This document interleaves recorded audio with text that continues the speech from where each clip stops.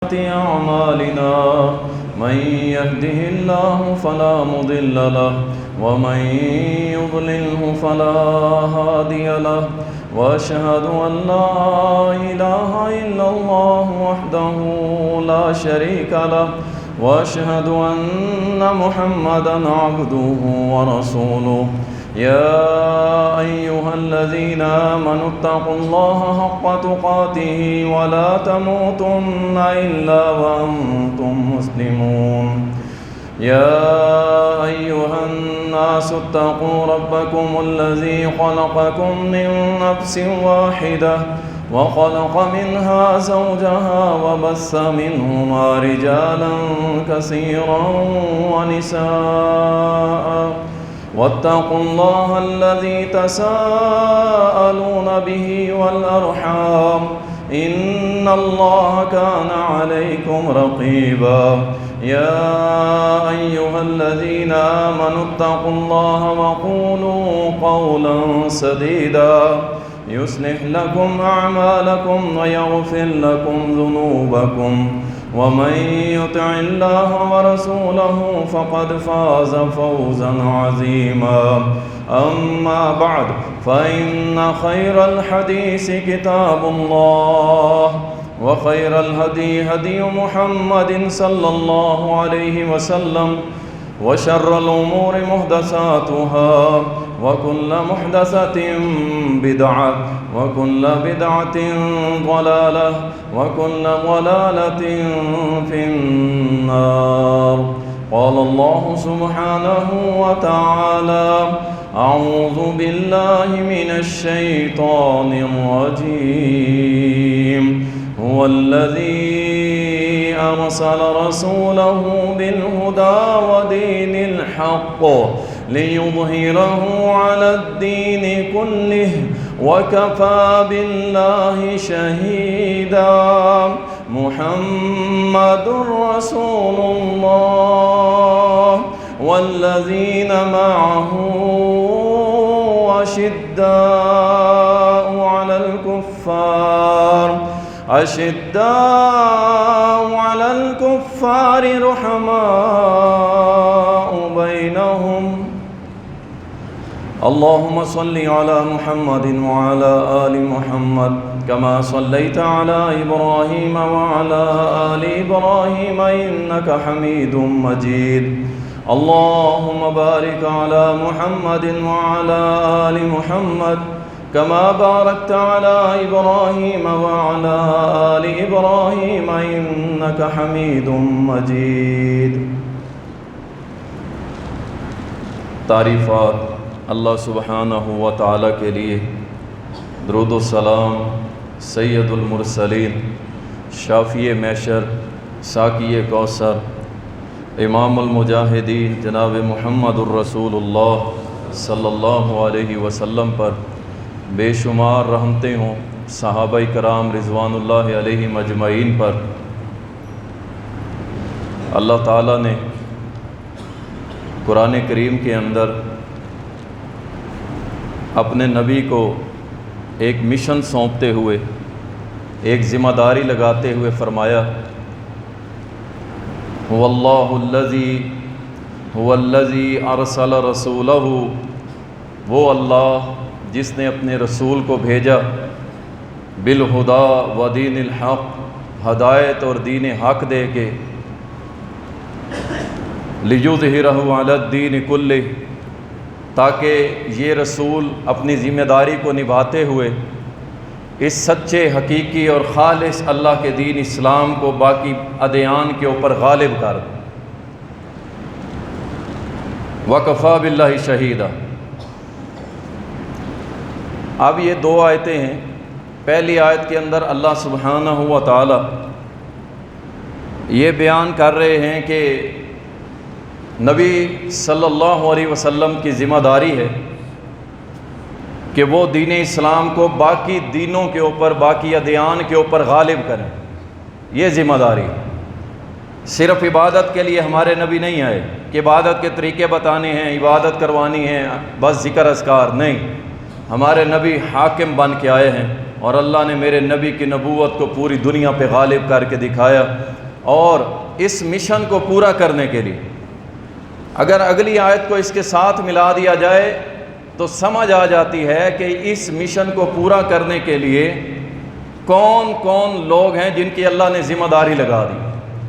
ایک تو فرما دیا محمد الرسول اللہ، پہلی ذمہ داری تو محمد صلی اللہ علیہ وسلم کی ہے، کوئی ساتھ آئے یا نہ آئے، کوئی ساتھ کھڑا ہو یا نہ ہو، یہ پہلی ذمہ داری ہمارے نبی کی۔ اور پھر ساتھ ہی فرما دیا والذین معہ، اور یہ ذمہ داری جو محمد صلی اللہ علیہ وسلم کے ساتھی ہیں ان کی ہے، صحابہ کی ہے۔ یہ آیت آپ نے سنی ہوگی، لیکن میں سوچ رہا تھا کہ اللہ نے یہ آیتیں آگے پیچھے بیان کی ہیں، ساتھ ساتھ بیان کی ہیں۔ پچھلی آیت میں اللہ مشن بتا رہا ہے اور آگے اللہ وہ بندے بتا رہا ہے کہ جن کے ذریعے میں نے اس اپنے دین کو پوری دنیا پہ غالب کرنا، اور اس میں سب سے پہلے مسلمانوں کے دلوں کی دھڑکن جناب محمد رسول اللہ صلی اللہ علیہ وسلم۔ اور پھر فرمایا والذین معہ، جو آپ کے ساتھی ہیں، صحابہ ہیں، اشداء علی الکفار، ان کی صفات یہ ہوں گی کہ وہ کافروں پہ بڑے سخت ہوں گے، اللہ کے دین کے معاملے میں کافروں پہ بڑے سخت ہوں گے۔ ہر کافر پہ سختی نہیں ہوتی، یاد رکھیں، ہر کافر جو لڑنے والا ہوتا ہے، لڑنے والا سامنے آ کے ٹکراتا ہے، پھر اس سے نرمیاں نہیں کی جاتی، پھر اس سے محبت کی پینگیں نہیں ڈالی جاتی، نرم نرم بیان نہیں دیے جاتے، پھر گرم گرم بیان بھی ہوتے ہیں اور گرم گرم کام بھی ہوتے ہیں جب لڑنے کوئی آ جائے۔ نہیں تو اللہ اور اس کے رسول نے ہمیں کہیں نہیں کہا کہ ایسے ہی جا کے حملے کر دو، ایسے ہی مار دو، ایسے ہی کر دو، کہیں نہیں کہا۔ جو تم سے لڑیں گے ان سے لڑا جائے گا، جو نہیں لڑتا ہم بھی نہیں لڑیں گے۔ تو فرمایا اشداء علی الکفار، کافروں پہ بڑے سخت ہوں گے یہ جو محمد کے ساتھی ہوں گے، رحماء بینہم، اور آپس میں بڑے محبت کرنے والے، رحم کرنے والے۔ اللہ اکبر۔ صحابہ ایسی شخصیات ہیں، یقین جانیں اللہ کی محبوب شخصیات ہیں۔ یہ ایسے لوگ تھے جن سے اللہ محبت کرتا تھا، اللہ محبت کرتا تھا۔ آپ بتائیں اس سے بڑا مقام کس کا ہوگا، ایسی عظمت اور شان کس کی ہوگی کہ جو شخص اللہ کی زمین پہ چل رہا ہے اور اللہ عرش عظیم کے اوپر اس سے محبت کر رہا ہے۔ سبحان اللہ۔ صحیح مسلم کے اندر آتا ہے، سعد بن ابی وقاص رضی اللہ تعالی، یہ عشرہ مبشرہ میں سے صحابی ہیں، کہتا ہے ہم کچھ لوگ نبی صلی اللہ علیہ وسلم کے ساتھ بیٹھے ہوئے تھے، جن میں حضرت بلال بھی تھے، حضرت ابن مسعود بھی تھے، 3 اور صحابہ بھی تھے۔ قریشیوں نے آ کے کہا، انہوں نے کہا کہ یہ غریب و غربا لوگ جو بیٹھے ہیں نا، ان کو ہٹائیں، آپ یہاں سے ہٹائیں، ہم پھر آپ سے ٹیبل ٹاک کریں گے، بیٹھ کے گفتگو کریں گے، مذاکرات کریں گے آپ سے، پہلے ان کو ہٹاؤ۔ رسول اللہ صلی اللہ علیہ وسلم کہ جن کی نیت میں شک کرنا بھی میں کفر سمجھتا ہوں، ان کی نیت ایسی کوئی نہیں تھی، صرف یہ تھا کہ یہ تو میرے محبوب ہیں، میرے یار ہیں، میرے سجن ہیں، اگر چند لمحوں کے لیے ان کو ہٹا دیتا ہوں اور یہ جو سردار آئے بیٹھے ہیں اگر اللہ کی توحید کو قبول کر گئے تو انشاءاللہ میں مقصد میں کامیاب ہوں۔ آپ نے سوچا ہی تھا، اللہ نے قرآن نازل کر دیا۔ اب دیکھیں کیسے محبوب محبت کر رہا ہے صحابہ کے ساتھ، اللہ نے قرآن نازل کر دیا، وَاصْبِرْ، اے میرے محمد صلی اللہ علیہ وسلم ان صحابہ کے ساتھ جڑے رہو، صبر کرو، اپنے آپ کو ان کے ساتھ جوڑے رکھو جو صبح و شام اپنے رب کی تسبیحات کرتے ہیں۔ اے میرے نبی ان کو کبھی چھوڑنا نہیں، ان کو کبھی نظر انداز نہ کرنا میرے محمد صلی اللہ علیہ وسلم، میں اللہ ان سے محبت کرتا ہوں۔ یہ نہیں آتے نا، آپ کی ذمہ داری نہیں ہے، جو آ گئے ہیں یہ تو متقدمین میں سے ہیں، السابقون ہیں، سبقت لے جانے۔ اللہ کی محبت تھی ان صحابہ کے ساتھ، اللہ کی قسم اگر میں آیات پیش کرنے لگوں تو درجنوں آیات ہیں اس بات پر کہ اللہ ان صحابہ سے محبت کرتا تھا۔ اور ہم بھی کرتے ہیں کہ نہیں؟ اور کرتے ہو؟ انشاءاللہ آخری جسم کے اندر سانس تک صحابہ سے محبت کرتے رہیں گے انشاءاللہ۔ ہمارے ایمان کا مسئلہ ہے۔ میں نے اس دن بھی یہی بات سمجھائی تھی، اگر صحابہ کو نکال دو نمازیں نہیں بچتی، اگر صحابہ کو نکال دو روزے نہیں بچتے، اگر صحابہ کو نکال دو حج نہیں بچتا، اگر صحابہ کو نکال دو زکوٰۃ نہیں بچتی، عبادات نفل سب ختم، اگر صحابہ کو محمد اور اپنے درمیان سے نکال دیں۔ اس لیے ہمارے ایمان کا مسئلہ ہے، ہم اس کو نہیں چھوڑ سکتے۔ یاد رکھو، ہم مر تو سکتے ہیں لیکن صحابہ کا دفاع چھوڑ سکتے نہیں، چھوڑ سکتے۔ اللہ نے کیا تو ہم کیا چیز ہے؟ اللہ تعالیٰ قرآن کریم میں فرماتا ہے نا، وَإِذَا قِيلَ لَهُمْ آمِنُوا كَمَا آمَنَ النَّاسِ، جب ان کو کہا جاتا ہے کہ ان جیسا ایمان لاؤ، نبی کے صحابہ جیسا، یہ کہتے ہیں ان جیسا لائیں، جو نعوذ باللہ بے وقوف ہیں ان جیسا۔ صحابہ کو بے وقوف کہا، برا کہا، سب کیا۔ اللہ نے جواب دیا، نہیں نہیں، یاد رکھو، یہ جو میرے محمد کے ساتھی جن سے میں محبت کرتا ہوں، یہ بے وقوف نہیں ہیں، یہ سب سے عقل مند ہیں۔ جو ان کو کہہ رہے ہیں سب سے بڑے بے وقوف یہ ہیں۔ معلوم ہوا صحابہ کی عزت کا دفاع کرنا میرے رب کی سنت ہے، تو پھر ہم کیوں نہیں کریں؟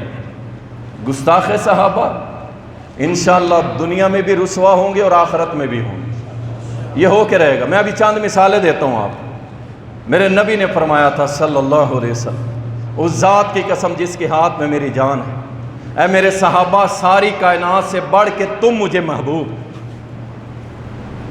ظالمو شرم تو کرو نا، اپنے بیانوں پہ شرم تو کرو، اپنے الفاظ پہ شرم کرو۔ جب کائنات کے حبیب فرما رہے ہیں کہ میرے صحابہ ساری کائنات سے بڑھ کے تم لوگ مجھے محبوب ہو، کیسے نہ محبوب ہوتے؟ اللہ اکبر۔ قربانیوں کا ایک لمبا سلسلہ، لیکن اس سے پہلے میں آپ کو چند گستاخ جنہوں نے صحابہ کی گستاخیاں کی اور اللہ نے ان کا کیا انجام کیا یاد رکھیں۔ سب سے پہلے تو حدیث واضح ہے، نبی صلی اللہ علیہ وسلم نے فرمایا، من سبّ صحابی فعلیہ لعنت اللہ والملائکۃ والناس اجمعین، جس نے میرے صحابی کے اوپر تبرہ کیا، سب کیا، برا بھلا کہا، یاد رکھو اس پہ اللہ کی لعنت، اس پہ فرشتوں کی لعنت، ساری کائنات کے انسانوں کی لعنت۔ اب مجھے یہ بتائیں، اس سے بڑی اور سزا گستاخ صحابہ کے لیے کیا ہوگی کہ جس کے اوپر اللہ لعنت کرے اور جس پہ فرشتے لعنت کریں اور جس پہ ساری کائنات کے لوگ لعنت کریں؟ پیچھے کوئی بچتا ہے؟ لعنت کیسے ہے؟ سنو پھر، تاریخ دمشق، ایک شخص مرنے لگا، روح نکلنے والی ہے، لوگ قریب آ گئے، لا الہ الا اللہ، لا الہ الا اللہ، لا الہ الا اللہ پڑھنے لگے کہ اس کی زبان چل جائے، کلمہ پڑھ لے۔ اب وہ بڑی کوشش کر رہا ہے کہ کلمہ پڑھ لوں، لیکن کلمہ نہیں پڑھا جا رہا۔ جب لوگوں نے تحقیق کیا آخر یہ بندہ کون سا ہے، ہم کہہ رہے ہیں کلمہ پڑھ اور یہ انکار کر رہا ہے، آخر یہ بندہ کون ہے، اس کا جرم کیا ہے، اس کا گناہ کیا ہے؟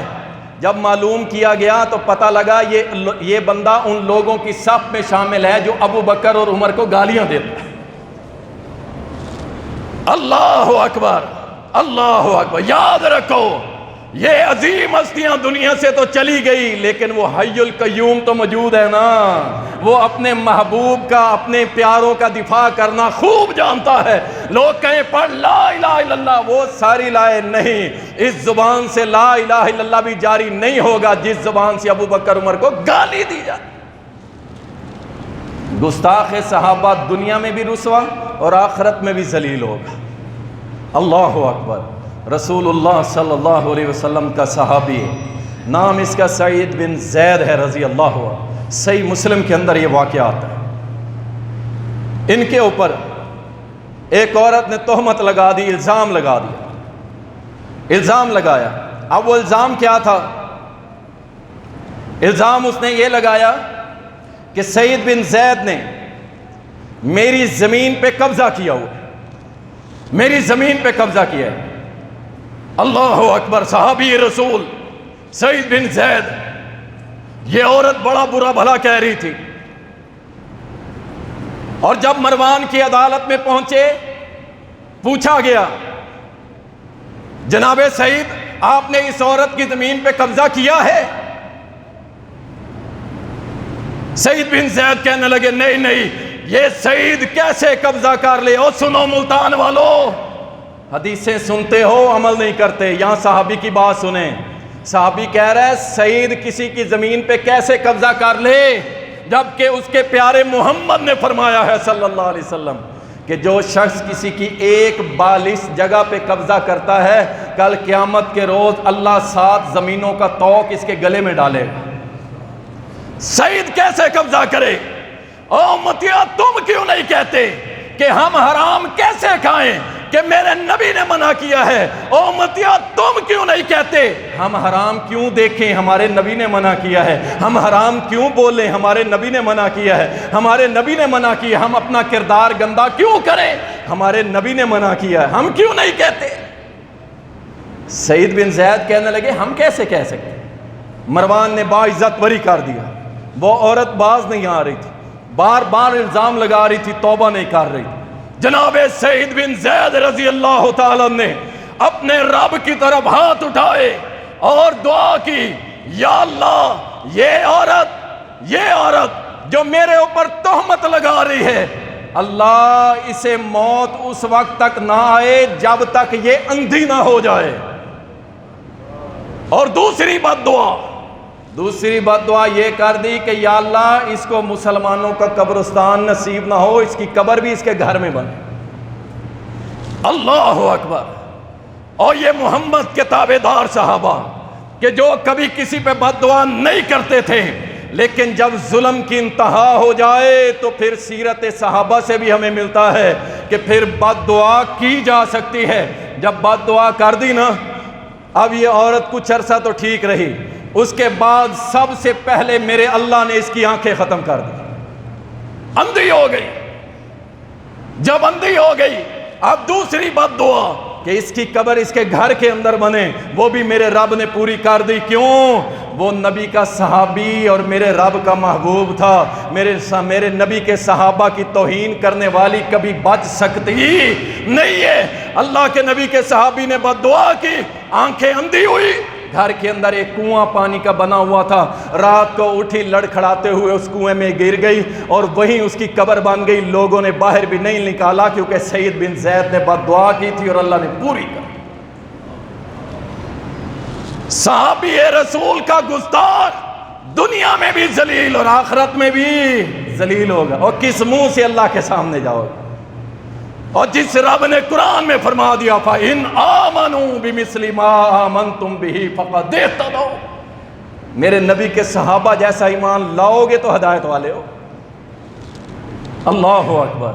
رسول اللہ صلی اللہ علیہ وسلم کے سارے صحابہ انشاءاللہ قیامت کے روز اعلیٰ درجات پر فائز ہوں گے۔ سعد بن ابی وقاص عشرہ مبشرہ میں سے، صحیح بخاری کے اندر جب فتوحات ہوئی، امیر المومنین سیدنا عمر بن خطاب رضی اللہ تعالیٰ نے کوفہ کا گورنر لگا دیا، سعد بن ابی وقاص کوفہ کا۔ جب گورنر لگایا، اور یہ کوفی جو ہے نا ہر دور میں منافق رہے ہیں، اکثر منافق رہے ہیں کوفے میں، اس لیے کہتے ہیں کوفی لا یوفی، کوفی پہ کبھی اعتبار نہ کرنا، کبھی اعتبار نہ کرنا۔ انہوں نے نہ صحابہ کو چھوڑا نہ نبی کے نواسے کو چھوڑا، انہوں نے کسی کو نہیں چھوڑا، حضرت علی تک کو شہید کر دیا تھا۔ یہ اتنے بڑے چکر باز ہیں۔ کوفہ کا گورنر لگایا، جب کوفہ کا گورنر لگایا، اللہ اکبر، شکایت کی گئی جناب عمر کو کہ سعد بن ابی وقاص ہمیں صحیح نماز نہیں پڑھاتا، ہمیں نماز صحیح نہیں پڑھاتا۔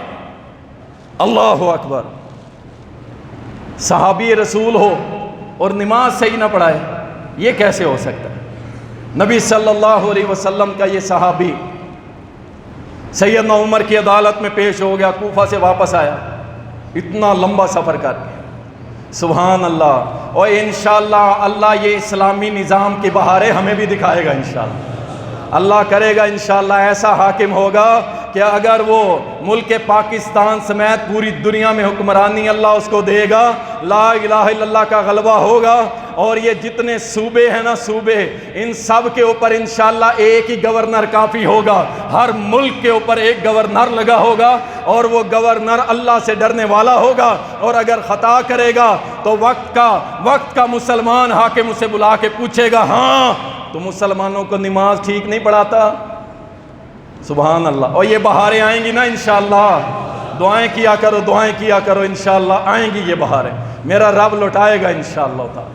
ہم خود سست ہو گئے، ورنہ وہ مالک تو مدد کرنے کے لیے ہر دم تیار ہے، ہم نے اس کو مشن ہی نہیں سمجھا۔ اللہ اکبر۔ سعد بن ابی وقاص آئے اور آ کے گزارش کی، امیر المومنین یہ کیسے ہو سکتا ہے کہ جس شخص نے اپنی نمازیں محمد الرسول اللہ کے پیچھے پڑھی ہو وہ لوگوں کو غلط نماز پڑھائے گا؟ یہ کیسے ہو سکتا ہے؟ میں عین سنت کے مطابق نماز پڑھاتا ہوں۔ اللہ اکبر۔ آخر امیر المومنین سیدنا عمر بن خطاب، ان کی جو سلیکشن تھی بڑی سخت تھی، انہوں نے کہا ٹھیک ہے میں آپ سے راضی ہوں، مطمئن ہوں، لیکن مزید تحقیق کے لیے میں آپ کے ساتھ ایک بندہ بھیجوں گا، مزید تحقیق کے لیے۔ کوفہ پہنچ گئے اور وہاں جا کے لوگوں سے پوچھا، سب لوگوں نے کہا، کہنے لگے نہیں یہ تو بڑی بہترین نماز پڑھاتے ہیں، بالکل سنت کے مطابق نماز پڑھا۔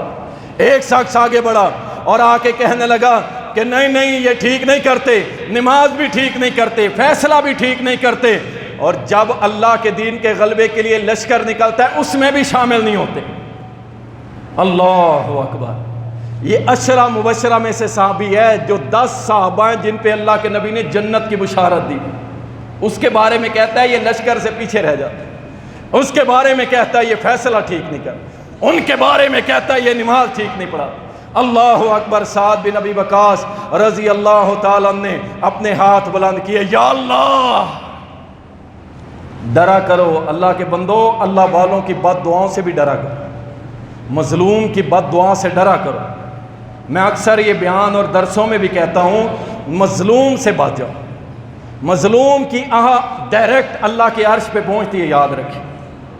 مظلوم اگر کافر بھی ہو تو اللہ اس کی مدد کے لیے بھی اپنے بندے بھیج دیتا ہے۔ مظلوم سے بچو۔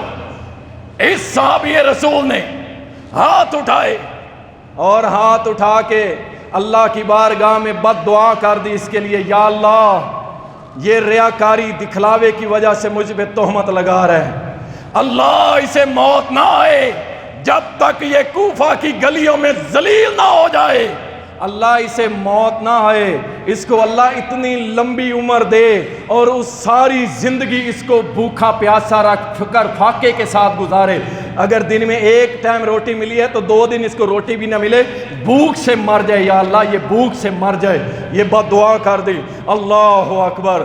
شاہد ہے اللہ کی قسم، صحابہ کرام کیا کہتے ہیں، یہ شخص بڑھاپے میں پہنچا، اس نے ایسی گندی حرکتیں کی کہ پورا کوفہ اس کے اوپر لان تان کرتا تھا، گلی گلی میں یہ ذلیل ہو گیا، اور دوسرا جب لمبی عمر پائی، روزی رزق کے معاملے میں تنگی ہوئی اور فاقے کرتا کرتا بھوک سے مر گیا، اور اللہ نے یہ بات سمجھا دی کہ جو میرے محمد کے صحابہ کا گستاخ ہے وہ دنیا میں بھی اللہ اس کو ذلیل کرے گا اور آخرت میں بھی ذلت ہے اس کے۔ اللہ اکبر۔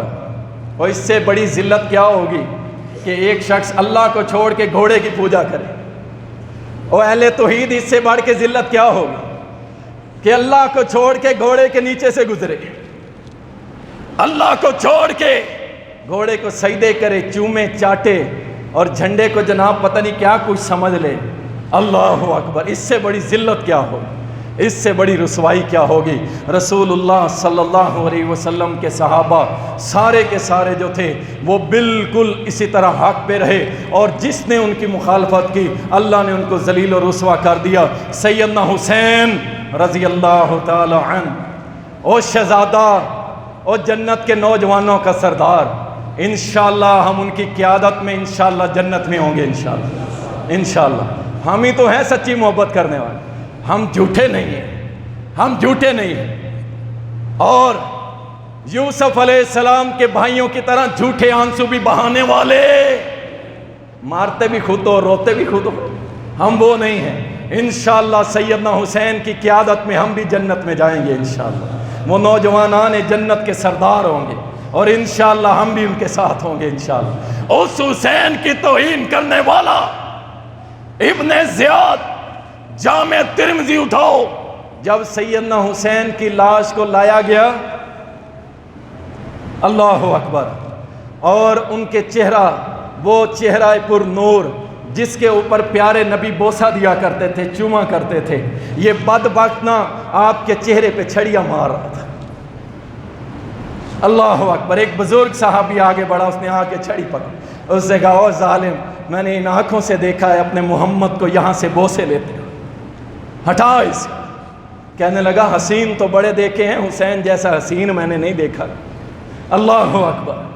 یہ ابن زیاد جس نے سیدنا حسین کے چہرے کی گستاخی کی، اللہ نے اس کی موت جب ذلیل کر کے اس کو قتل کیا گیا نا، اور اس کی لاش بھرے مجمع کے اندر پڑی ہوئی تھی، 3 بار ایک سانپ، بڑے قسم کا سانپ لوگوں میں سے گزرتا ہوا آیا اور اس ابن زیاد کے ناک میں داخل ہوتا تھا، منہ سے نکل کے چلا جاتا تھا، اور یہ پیغام دے رہا تھا کہ تو زمین کے نیچے آ، اللہ نے تیرے لیے ایسی سزا مقرر کی ہے جس کا نمونہ ہم دنیا میں تیرا رب دکھا رہا ہے، تاکہ دنیا جان جائے جو بھی حسین کا دشمن ہے اللہ اسے دنیا میں بھی سزا دے گا اور آخرت میں بھی دے گا۔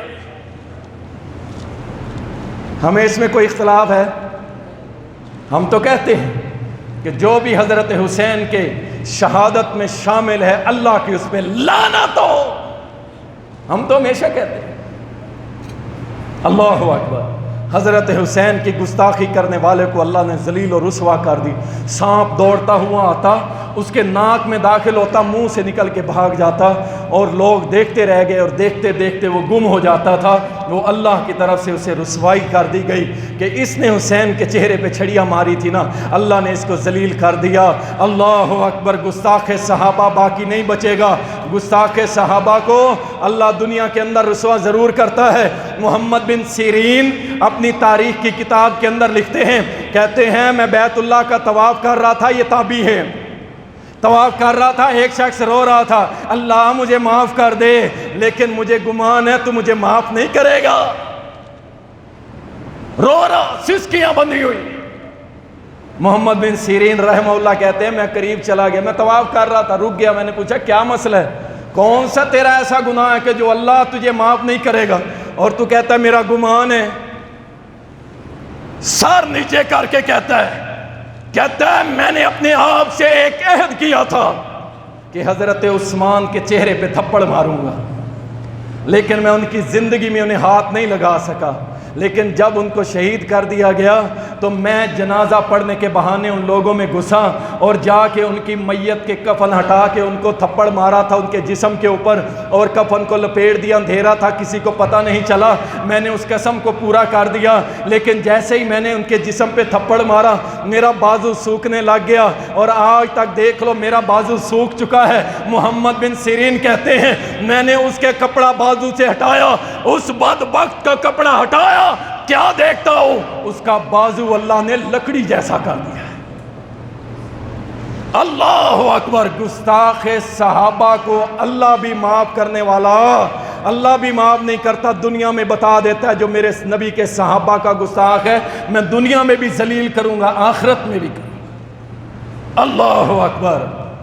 اور صحابہ، سبحان اللہ، یہ تو گستاخ رسول ہے نا، صحابہ نے قربانیاں اتنی دی ہیں ہم تو پہنچ بھی نہیں سکتے، یقین جانیں ہم نہیں پہنچ سکتے۔ بڑا دور مقام ہے، وقت تھوڑا ہے، میں آپ کے سامنے وہی جو مشہور قربانیاں ہیں آپ کو مختصر تذکرہ کر دیتا ہوں۔ جناب صدیق اکبر رضی اللہ تعالیٰ اپنے گھر کا سارا سامان اٹھا کے نبی کے قدموں میں لے آئے اللہ کے دین کے لیے، اور سیدنا عمر رضی اللہ تعالیٰ اپنے گھر کا سامان، اور فتح خیبر کے موقع پہ بڑا قیمتی پلاٹ ملا تھا، اللہ کی راہ میں صدقہ کر دیتے ہیں۔ سیدنا بلال وہ غلام، وہ کمزور، اللہ اکبر اللہ اکبر، یہ ذرا ٹیمپریچر جاتا ہے نا 42 پہ 44 پہ، چیخیں نکل جاتی ہیں، چیخیں اب مزید چیخیں نکل جائیں گی، اے سی والوں کی تو سپیشل نکل جائیں گی، مہنگائی اتنی ہو گئی ہے اب بل بھرے نہیں جاتے، اے سی میں کیسے بیٹھیں گے، اب تو پنکھا چلانا محال ہو گیا ہے، اے سی چلانا تو بڑی دور کی باتیں ہو گیا ہے۔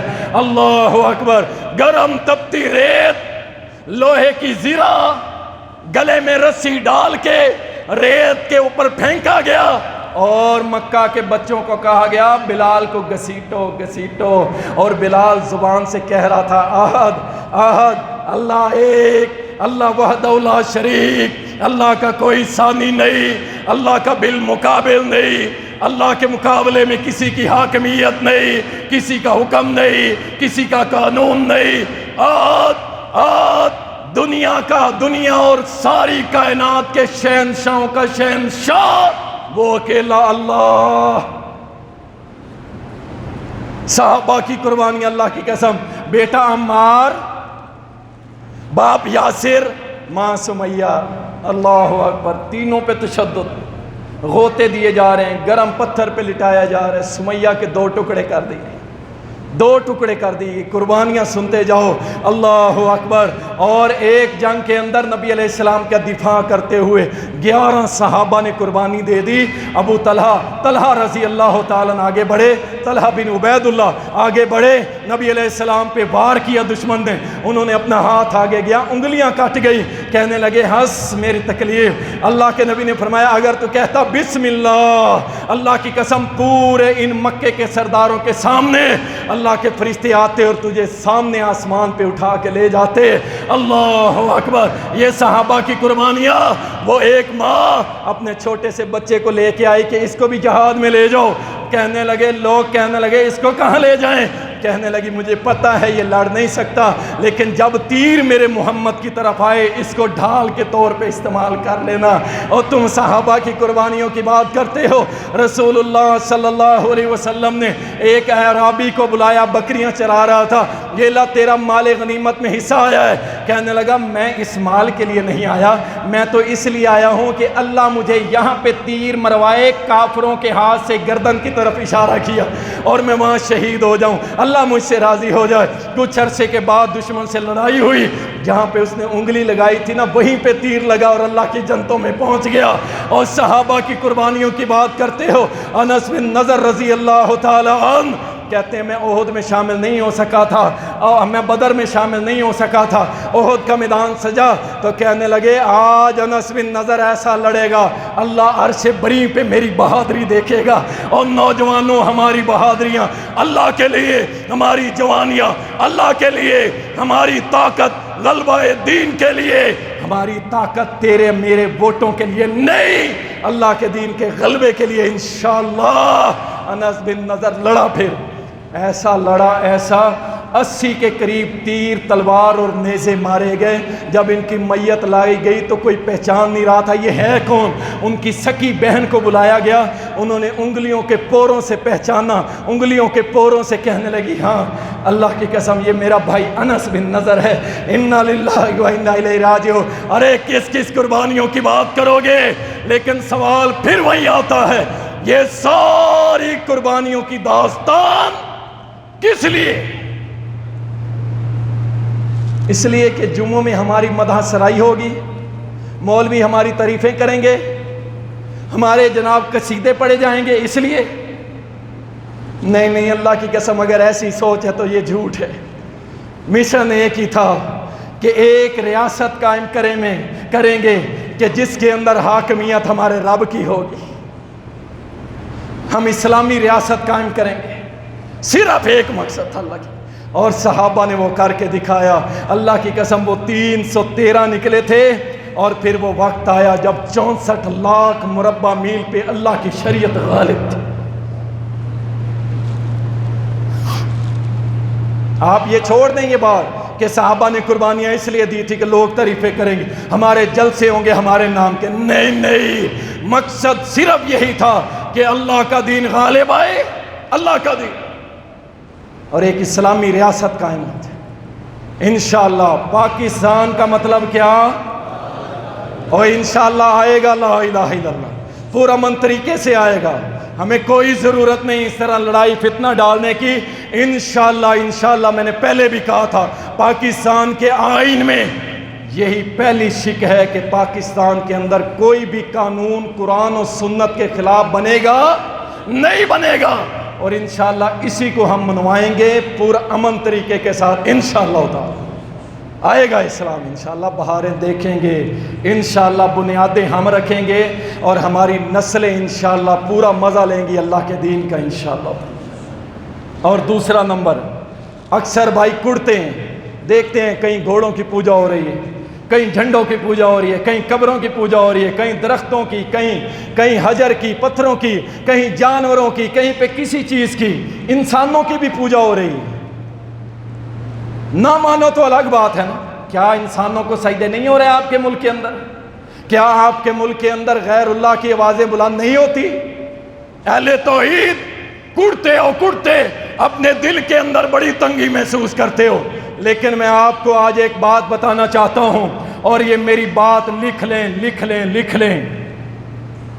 مجھے اس فیلڈ کے اندر تقریباً 20 سال ہونے والے ہیں، اور 20 سال کے بعد کوئی اتنی بڑی تعداد نہیں ہے کہ جن کو ہم تبدیل کر سکیں.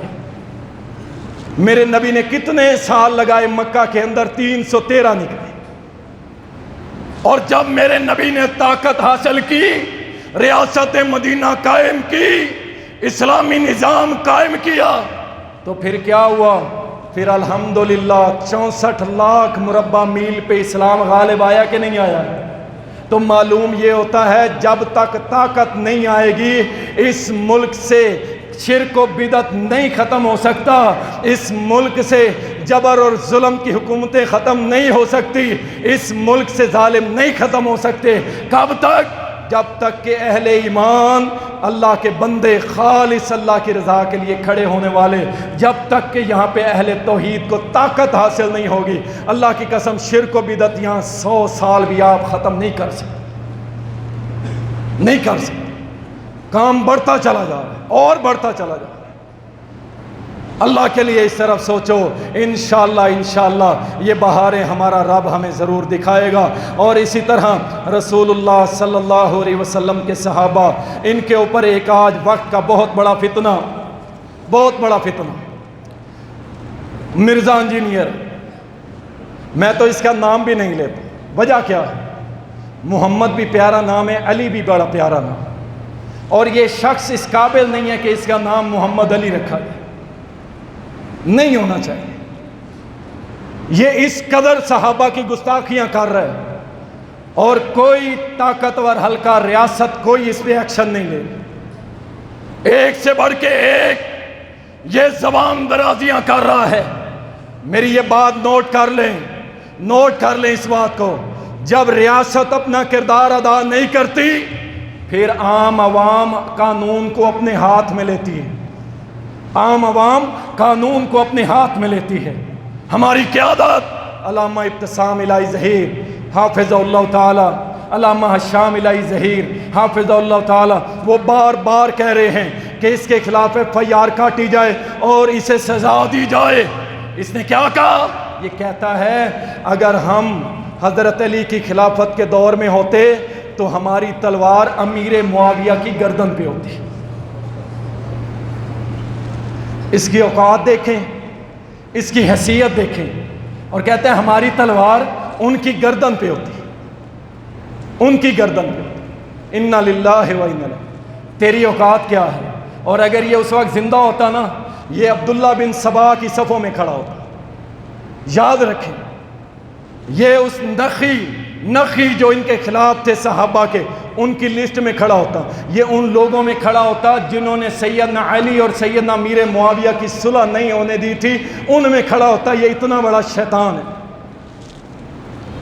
اور کہتا ہے میری تلوار امیر معاویہ کی گردن پہ ہوتی، تیری حیثیت کیا ہے؟ بڑا آیا تو دلیر، گھر سے نکلتا نہیں ہے، علماء باہر دروازہ کھٹکا رہے ہوتے، او باہر نکل، او مرزے باہر آ، کہتا میں نہیں آتا، اندر سے کنڈی لگا لیتا ہے، جو گھر کی بیل لگی ہے اس کا بٹن بھی بند کر دیتا ہے، باہر موٹر سائیکل کھڑا ہوتا ہے، کوئی اٹھا کے لے جائے، کہتا میں نے باہر نہیں آنا، باہر تو علماء حق پہنچے ہوئے ہیں، تیرے اندر جرأت ہے تو باہر نکل، آ ہم تجھے سیکورٹی دیں گے، رب کعبہ کی قسم تجھے کوئی انگلی بھی نہیں لگائے گا، آ بیٹھ کے بات کر۔ علماء بار بار اس کے دروازے پہ دستک دے رہے ہیں، باہر نہیں نکلتا، کیوں؟ اس کے پاس کچھ نہیں سوائے ڈگ ڈگی ہلانے کے۔ آپ کو معلوم ہے صحابہ جب حضرت علی رضی اللہ تعالی عنہ اور حضرت امیر معاویہ رضی اللہ عنہ، ان کی آپس میں جب لڑائی ہوئی تھی نا، 2 گروہ تھے صحابہ کے، نہیں صحابہ کے 3 گروہ تھے، ایک گروہ حضرت علی کے ساتھ، ایک گروہ امیر معاویہ کے ساتھ، اور تیسرا گروہ 10,000 صحابہ کا، 10,000 کبائر صحابہ کا گروہ۔ انہوں نے کہا تھا کہ ہم دونوں کے ساتھ نہیں ملیں گے، ہم نہیں چاہتے کہ مسلمان ایک دوسرے کو قتل کریں۔ ان پہ کیا حکم لگاؤ گے؟ ان پہ کیا حکم لگاؤ گے؟ کیا حکم لگاؤ گے کہ ہم 10,000 صحابہ نے کچھ بھی نہیں کہا؟ اور سنو ابن ماجہ کی روایت ہے، قیس بن عباد رضی اللہ عنہ، انہوں نے پوچھا حضرت علی سے، جناب علی آپ نے فیصلہ کر لیا ہے امیر معاویہ سے جنگ کرنے کا، آپ کے پاس کوئی نبی علیہ السلام کی حدیث ہے؟ اور جاؤ صحیح سند کے ساتھ حدیث ہے، اے علی آپ کے پاس کوئی نبی کی حدیث ہے، کوئی دلیل ہے، یا آپ اجتہاد کر رہے ہیں، آپ کی اپنی رائے ہے؟ سیدنا علی المرتضی رضی اللہ تعالیٰ نے کیا فرمایا؟ فرمایا قیس میرے پاس میرے نبی کی کوئی حدیث نہیں ہے، میں اجتہاد کر کے جا رہا ہوں امیر معاویہ سے لڑنے۔ اجتہاد، آپ کو پتہ ہے اجتہاد کیا ہوتا ہے؟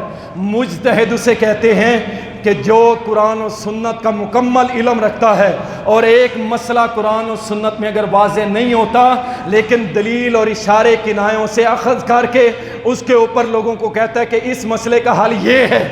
نبی علیہ السلام نے فرمایا اگر مجتہد اجتہاد ٹھیک کرے تو اللہ اسے 2 اجر دیتا ہے، اور اگر اس سے اجتہاد غلط ہو جائے تو اللہ اس کو 1 اجر دیتا ہے، اسے گناہ نہیں دیتا۔ حضرت علی بھی مجتہد، حضرت امیر معاویہ بھی مجتہد، اجتہادی معاملہ، اور تو بدماش کہتا ہے میں نے داڑھی پگڑی رکھی اس لیے ہے تاکہ لوگ مجھے مولوی سمجھیں، اگر یہ نشانی نہ ہوتی مولویوں کی تو کبھی نہ رکھتا یہ کبھی نہ رکھتا۔ کبھی کہتا ہے قادیانیوں کو، کہتا ہے یہ ہمیں کافر نہ کہیں تو ہم بھی اس کو کافر نہیں کہیں گے، یعنی اپنی ذات کا مسئلہ ہے، نبی کی نبوت کا مسئلہ نہیں ہے۔ اللہ اکبر! کون کون صحابہ تھے جو نبی علیہ السلام کے جید کبائر صحابہ میں سے، لیکن وہ ان دونوں کی لڑائی میں شامل نہیں ہوئے تھے۔ ویسے تو 10,000 کی گنتی ہے، لیکن میں آپ کو چند ایک بتاتا ہوں۔ سب سے پہلے سیدنا ابو ہریرہ رضی اللہ تعالی وہ نہیں لڑے تھے، دونوں طرف سے نہیں لڑے تھے۔ انہوں نے کہا نہیں، نبی علیہ السلام نے اس فتنے کی طرف اشارہ کیا ہے کہ اس طرح مسلمان آپس میں لڑیں گے، تم میں بہترین وہ ہوگا جو ایک سائیڈ پہ بیٹھ جائے گا، کسی کا ساتھ نہیں دے گا۔ اللہ اکبر! دوسرا نام اسامہ بن زید، اور جن کو نبی علیہ السلام نے ایک ہاتھ سے اٹھایا ہوا تھا اور دوسرے ہاتھ سے حضرت حسن کو اٹھایا ہوا تھا، اور آسمان کی طرف بلند کر کے فرمایا اللہ میں اس اسامہ سے محبت کرتا ہوں، حسن سے محبت کرتا ہوں، اللہ تو بھی ان سے محبت کر۔ وہ بھی نہیں لڑے تھے۔ انہوں نے حضرت علی کو پیغام بھیجا، جناب علی آپ میرے زیادہ قریب ہیں، اگر آپ شیر کے منہ میں ہو نا، یعنی موت کے منہ میں ہو، اسامہ آپ کے ساتھ لڑنے کے لیے تیار ہے، لیکن آپ اگر مسلمانوں سے لڑیں گے تو اسامہ آپ کے ساتھ نہیں لڑے گا۔ اللہ اکبر. وہ اسامہ رضی اللہ تعالیٰ نہیں لڑے. اور اسی طرح سعد بن ابی وقاص عشرہ مبشرہ میں سے صحابی ہیں, اور یہ صحیح مسلم کے اندر آتا ہے. انہوں نے کہا تھا کہ جناب علی رضی اللہ تعالیٰ عنہ کو اور امیر معاویہ رضی اللہ تعالیٰ عنہ کو ان کی طرف سے ایک بندہ آیا, آ کے کہنے لگا سعد بن ابی وقاص آپ کس کی طرف سے لڑیں گے؟ آپ نے فرمایا کھڑا ہو, ہم نے جہاد کیا تھا اللہ کے رسول کے ساتھ مل کے کہ فتنے ختم ہوں, فتنہ ختم ہو جائے. اب تو کہتا ہے کس کے ساتھ مل کے لڑے گا تاکہ ہم فتنوں کو کھڑا کر دیں؟ میں کسی کے ساتھ نہیں لڑوں گا, میں کسی کے ساتھ نہیں لڑوں گا. اللہ اکبر. اور محمد بن مسلمہ کمانڈروں میں سے, دلیر صحابہ میں سے, اللہ اکبر, بڑے صحابہ میں سے. ان کے بارے میں آتا ہے انہوں نے جا کے اپنی تلوار احد پہاڑ پہ مار کے توڑ دی تھی, اور حدیث پیش کی تھی کہ نبی علیہ السلام نے فرمایا ایک وقت آئے گا جب فتنے کھڑے ہوں گے, ان فتنوں میں مسلمان لڑیں گے, تم شامل نہ ہونا, بلکہ کیا کرنا, اپنی تلوار لے جا کے احد پہاڑ کے پتھروں پہ مار مار کے توڑ دینا, مسلمانوں آپس میں نہ لڑنا. اور یہ کہتا ہے, آپ اس کی دلیریاں اور بہادریاں چیک کریں, پھرتیاں چیک کریں, اس کی آڑیاں جاڑیاں چیک کریں. ہمت اتنی نہیں ہے کہ ایک ادنا سے طالب علم کے ساتھ بیٹھ جائے اور باتیں کرتا ہے دلیل کے ساتھ کا, وہاں بیٹھ کے متفقن علیہ کہتا رہتا ہے, اور وہ متفقن علیہ میں سے وہ چیز ہی نہیں ملتی. اور ہمارے نوجوان ساتھی بڑے جنہیں حوالہ دیتا ہے جی, وہ تو گنتی بتاتا ہے جی, وہ سارا کچھ کرتا ہے. عتیق الرحمان علوی حافظ اللہ تعالی ہماری جماعت کے عالم, انہوں نے صرف پتہ ہی کیا کہا تھا, یہ ابھی کچھ دن پہلے 24 گھنٹے اس کے گھر والی گلی میں بیٹھے رہے. انہوں نے کہا تیرا لکھا ہوا لٹریچر, اس میں سے 5 سوال میں کروں گا, اگر تو نے ان 5 سوالوں کا جواب دے دیا, میں مفتی عتیق الرحمان علوی تیرے ہاتھ پہ بیعت کر کے تیرے ساتھ کھڑا ہوں. علم ہوتا نہیں میرے بھائی, خصوصاً نوجوان بھائی, وہ مرزے کو سن سن کے نا ایک سائیڈ سے سنتے ہو. علماء حق سے رابطہ کرو, اسپیشلسٹ جنہوں نے ان مرزا جیسوں کو ناکو چنے چبوائے ہیں, ابو یحییٰ نور پوری حافظہ اللہ, عتیق الرحمان علوی حافظہ اللہ, اور وہ کراچی والے مفتی صاحب سبحان اللہ, یہ 3 لوگ انہوں نے الحمدللہ اس کی ایسی گرفت کی ہے, ایسی گرفت, اور علمی زبان درازی سے نہیں, زبان درازی سے نہیں, علم کے ساتھ اس کی گرفت کی ہے. اللہ کے لیے ان فتنوں سے بچو, ان فتنوں سے بچ جاؤ, بچ جاؤ گے تو اپنی آخرت سنوار جاؤ گے. یاد رکھو جب تک صحابہ کا دامن تھامے رکھو گے انشاءاللہ تمہیں کوئی گمراہ کر سکتا, کوئی نہیں کر سکتا. جس دن صحابہ کا ساتھ چھوڑ دیا, دامن چھوڑ دیا, پھر کیا ہوگا؟ پھر آپ بنو گے مرجیہ, پھر آپ بنو گے کیا؟ آپ بنو گے خارجی, مشبیہ, معتزلہ. یہ سارے جو فرقے بنے ہیں نا, یہ بنے ہی اس لیے انہوں نے صحابہ کی راہ کو چھوڑا تھا. نولیہ ما تولیٰ ونصلہ جہنم وساءت مصیرا. اللہ نے قرآن میں فرمایا جنہوں نے صحابہ کی راہ کو چھوڑا اور جس راہ کو انہوں نے پکڑ لیا, اللہ بھی کہتا ہے جاؤ پھر گمراہی میں. اگر تم جہنم میں جانا چاہتے ہو تو اللہ تمہیں جہنم میں گرا دے. اللہ ہمیں ہمیشہ حق پہ رکھے اور صحابہ کے پیچھے چلنے والا بنائے. وآخر دعوانا الحمدللہ.